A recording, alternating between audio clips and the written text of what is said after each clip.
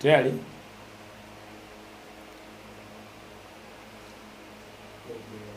Assalamu alaikum wa rahmatullahi wa barakatuh.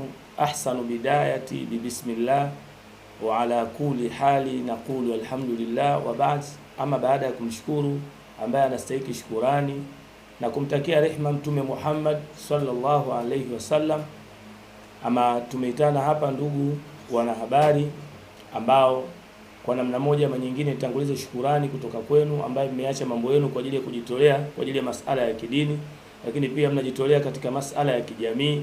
Kwa kupitia hili, kwanza Mungu akulipeni badala, na malipo sio kingine ya kulipeni pepo na kufanyeni wepesi katika maisha ya dunia. Lakini jambo la pili ambalo limetukusanya hapa ni jambo la ndugu yetu mkurugenzi wetu Bwana Ramadhani almaarufu Director Vasha.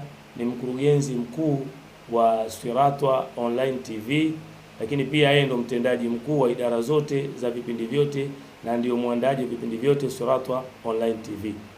Niko hapa mimi langu jina naitwa Umar Ali Likinge, ni mkurugenzi wa wilaya au mwenyekiti wa wilaya wa Uhamada, lakini pia ni meneja wa Siratwa Online TV.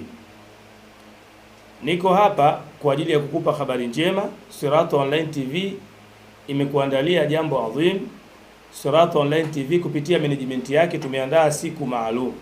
Siku hiyo itakuwa ni kwa ajili ya ndugu yetu Ramadhani Vasha, na siku hiyo itakuwa maalum kwa ajili ya TV yetu Siratwa Online TV na TV nyingine ambazo waliwahi kupitia Director Vasha, ambaye takriban toka anze kazi za haya mambo ametimiza miaka 5.